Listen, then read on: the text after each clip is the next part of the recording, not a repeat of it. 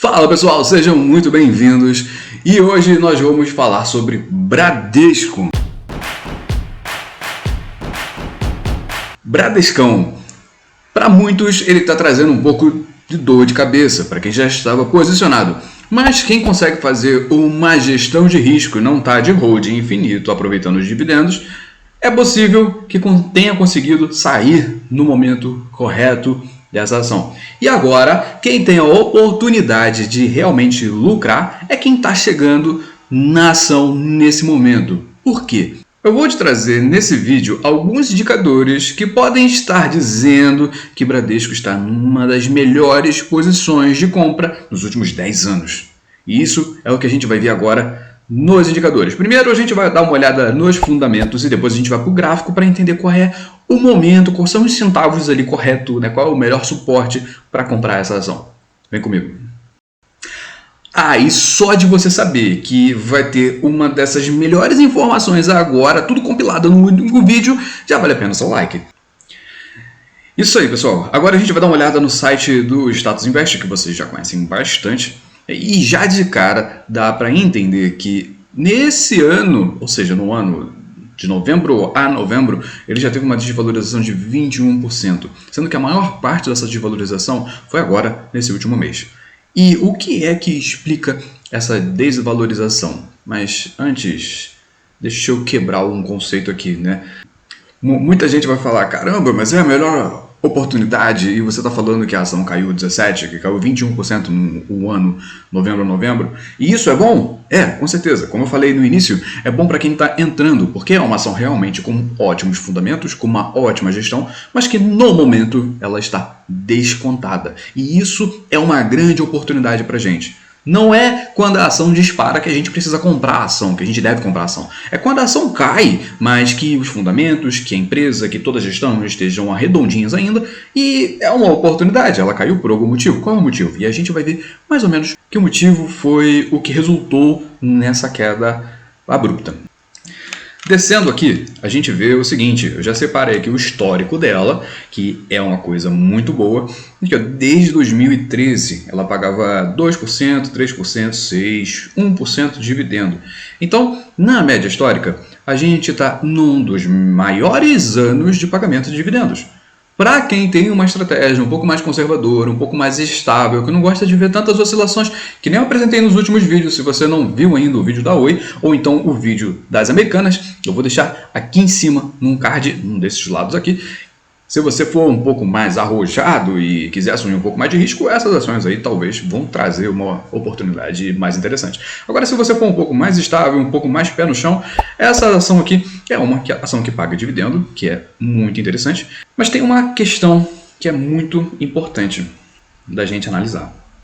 O PL dela, preço sobre lucro, é um dos menores desde 2013, ou seja, de 10 anos. Aqui, ó, em 2013, ela foi negociada a 10,34, em 2014, 9,43. Agora vamos passar rápido. Aqui em 2015, 5,71. Depois de 2015, ela nunca mais voltou abaixo de 6. É um dos melhores preços sobre lucro que a gente poderia ter nos últimos 10 anos. E um outro indicador que eu gosto muito de ver, depois da gente ter visto o dividendo, depois da gente ter visto o preço sobre lucro, a gente vê também o preço sobre o valor patrimonial, que é se você pegar toda essa empresa, todos os imóveis, todos os ativos, todas as máquinas que ela tem, vender, quanto que vai dar em relação à ação? Se for 1, quer dizer que se eu vender tudo, eu vou conseguir todos os valores da ação. Equilibrado, ok, 100%.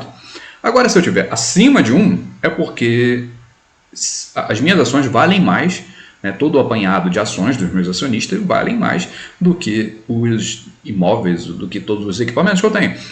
Agora, se ele estiver abaixo, quer dizer que as ações, se eu vender tudo, eu ainda sobra dinheiro em relação às ações. Eu tenho mais dinheiro em patrimônio, em equipamentos, em máquinas, em ativos físicos do que nas ações. E sempre quando acontece essa anomalia, essa discrepância de valor, a gente diz que o ativo está muito descontado. Porque por mais que ele gere dívida, que a ação chegue a zero, ele consegue pagar todas as ações e ainda sobra dinheiro em caixa.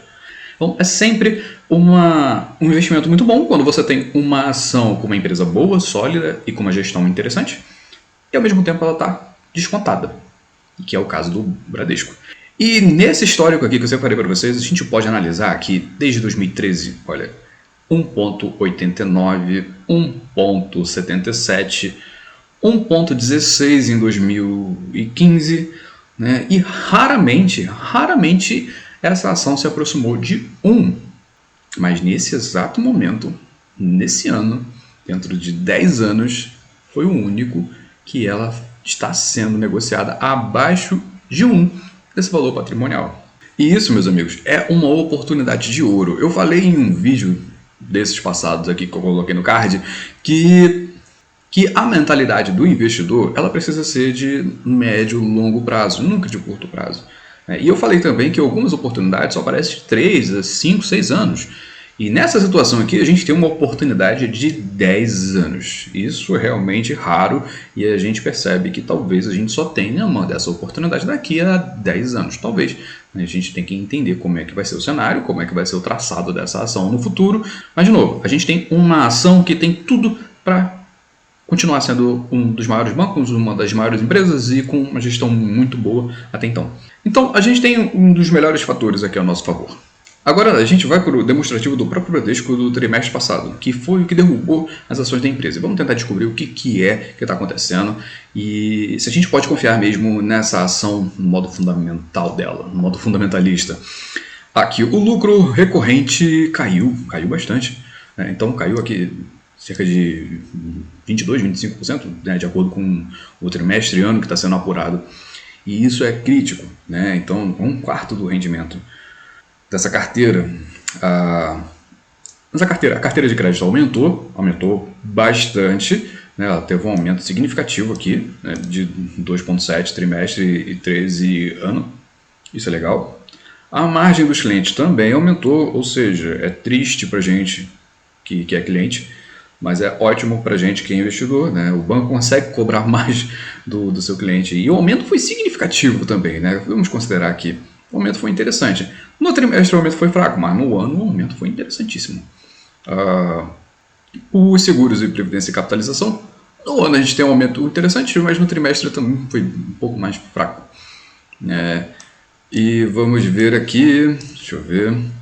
Despesas operacionais. Cara, despesas operacionais aumentou bastante. Isso quer dizer que talvez ela tenha gastado mais dinheiro com estruturas, mais dinheiro com...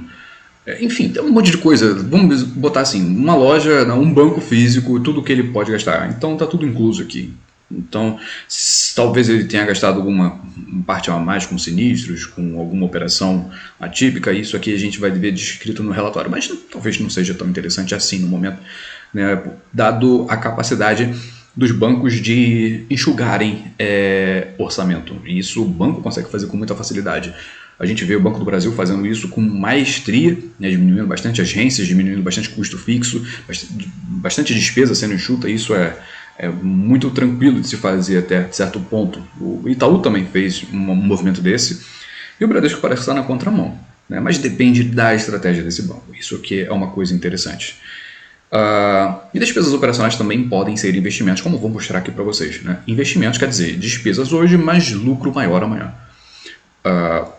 E aqui talvez seja o que preocupa o mercado, porque a gente tem um PDD escondido. Isso aqui é uma proteção de crédito, onde a gente teve um aumento significativo. O que é aumento de proteção de crédito? É um dinheiro que o banco tem que ter guardado caso algum cliente fique devendo a sua fatura, vamos dizer assim. Você não pagou, mas o banco ele tem que arcar com todos os gastos relacionados àquelas compras. Então, nessa situação aqui, parece que houve um aumento bem significativo de devedores e o banco ele tem que arcar com todas essas dívidas. Então, ele precisa fazer um provisionamento, ele precisa guardar um pouco mais de dinheiro, esperando que haja uma sequência maior, né, de devedores nessa situação. Então isso é um pouco preocupante porque o dinheiro fica parado, como eu digo, o dinheiro parado ele não vai para um lado nem para o outro, então ele acaba não sendo investido, não gira, não traz de retorno, e isso aqui é sempre muito ruim, porque diminui os resultados do banco. né? Em compensação, as margens estão crescendo, a carteira de crédito está crescendo, mas em compensação, as dívidas vêm se acumulando no outro lado. E vai depender do cenário Brasil, desses devedores aumentarem a sua capacidade de pagar as dívidas. É um cenário aí que precisa ser analisado com mais proximidade da pessoa que vai investir, no caso você. E aqui a gente vê uma outra movimentação do Banco Bradesco, que é um acordo com a Via. A Via é uma loja, é uma rede de lojas que tem uma quantidade de clientes bem interessante, ela tem um market share muito bom no mercado brasileiro, é um dos varejos com maior capilaridade em todo o território nacional. E o Bradesco acaba de fazer um acordo com eles que pode trazer cerca de 3,2 bilhões em 5 anos. Isso é bem legal porque é justamente esse tipo de característica que a gente estava esperando no relatório, que não veio abaixo, né, e que pode vir reforçar o caixa nos próximos anos. Então, se você está procurando uma ação para o longo prazo, essa daqui é uma das melhores ações porque você já está vendo que a gestão do banco está correndo atrás do prejuízo, beleza? Por mais que isso aqui seja em provavelmente ativos de crédito, em cartões de crédito, co-brand com a Via, tenha risco de crédito ainda, mas a gente, a partir disso, a gente também pode entender que a gestão do que o banco tem hoje é uma gestão séria e que eles vão conseguir equalizar essa situação de risco-retorno para os próximos clientes, para os próximos anos. Então a gente já pode esperar aqui um aumento na capilaridade também do Bradesco junto à Via Varejo. Isso aqui é um acordo bem legal e a gente vê que o banco ele não está parado, ele está se movimentando. E isso é muito importante para analisar o fundamento da ação. Vamos dar uma olhada no gráfico agora para ver qual é o melhor momento que a gente pode ter para entrar nessa ação. Lembrando uma coisa importante aqui, esse gráfico ele já está numa das mínimas que a gente viu lá no Status Invest, então provavelmente agora deve ser um dos melhores momentos para entrar nessa ação. Mas aqui, analisando bem de pertinho no gráfico de uma semana, agora eu estou com um indicador novo, eu gosto bastante desse indicador porque ele é bem visível, ele descreve bem o que pode acontecer na ação, você percebe? Baseado em Fibonacci. A gente tem 3 canais. Esse canal verde, o branco e o vermelho. Então, geralmente, a gente compra no vermelho e vende no verde. Basicamente, super intuitivo. Esse é o canal que eu gostaria de estar comprando. Então, aqui entre 13 e 17, como a gente está vendo aqui hoje de manhã, e talvez a 12, 10. Então, se eu fosse marcar... Então, se eu fosse marcar posições aqui em Bradesco, eu marcaria talvez uma posição aqui, já que ela está num fundo bem interessante de 10 anos, e a gente não pode negar isso, na parte fundamental, mas na parte técnica talvez eu montasse uma outra posição um pouco maior aqui em torno de 12, 10, para pegar talvez uma sombra que viesse de vendas aqui embaixo. E se vier, ótimo, muito bom, e se não vier, ok também, estamos dentro. Paga dividendos, é uma estratégia mais conservadora, mais estável, então tá tudo bem. Mas de qualquer forma, a longo prazo, a gente tem que é o objetivo dessa ação aqui. Essa ação não é um objetivo de comprar e vender, essa ação é um objetivo de ficar um pouco mais tempo com ela e de aproveitar os benefícios que ela traz. Então a gente consegue enxergar que existe uma possibilidade de lucro. Vamos colocar aqui, se eu comprar no preço que ela está hoje. Agora a gente vê qual é a maravilha que essa ação pode trazer para a gente. Se ela voltar para o canal que ela tinha antes desse momento ruim, lembrando que essa é uma ação estável, ela não tem picos de subida muito grande. Tá vendo? Ela vem lateralizando há muito tempo. Então é uma classificação que você pode comprar na baixa e vender na alta, comprar na baixa e vender na alta, caso você queira especular sobre ela, né? Ela tem fundos muito constantes que você pode utilizar sempre para compra e vender sempre aqui, ó, em topos muito constantes também. Então é uma ação que dá para ser especulada, dá para ser utilizada nesse movimento, né? Ela é uma ação bem sólida. E já até me brilha os olhos quando eu vejo uma situação dessa daqui. Porque aí você pode lucrar várias vezes o mesmo valor. Por exemplo, aqui ó, eu vou lucrar, comprei na baixa, vendi na alta, 16%. Comprei na baixa, vendi na alta, mais 10%. Comprei na baixa, vendi na alta, mais 13%. Comprei na baixa e vendi na alta, mais 15%. Ser especulador é isso aqui, é aproveitar o gráfico. Então vamos colocar aqui, eu não vou pegar topo e fundo sempre, então vamos botar uma média de 10% em cada movimento desse daqui. Eu já fiz 40%, só que você no final não vai fazer 40%, você vai fazer 46%, 47%. Então isso é realmente interessante, porque quanto mais juros compostos você fizer, juros sobre juros, mais você lucra no final. Então, e a gente tem um espaço relativamente curto para fazer essa movimentação aqui, né? Vamos ver aqui o espaço de tempo que ele demorou para fazer isso. Cerca de 225 dias. Ou seja, é um bom tempo, né? Ao longo de um ano ele veio fazendo esse movimento bem previsível, bem lento, diferente de criptomoedas que fazem esse movimento com um pouco mais de brutalidade. E aqui você talvez consiga gerenciar de uma forma bem interessante. Ou seja, fica semanas posicionado, depois semanas sem posição, depois semanas posicionado. É um trabalho de paciência, é um trabalho de visão futura que a gente precisa ter sobre ciclos de mercado. Esse aqui é um ciclo clássico. Caso essa ação, vou colocar aqui no gráfico de uma semana, caso essa ação volte para o canal de alta que ela teve até 2019, até o início de 2020, que a gente sabe lá o que aconteceu, que era a previsão de alta deles, a gente consegue chegar numa ação estável, numa ação ok, numa ação sem tantos riscos absurdos como as que eu citei nos outros vídeos, a gente chega numa valorização de quase 80%. Eu posso até puxar um pouco mais aqui, mas vamos botar aí, 75% está muito bom. Então a gente tem uma valorização extremamente expressiva e uma ação com uma ótima gestão, sólida e que paga dividendos.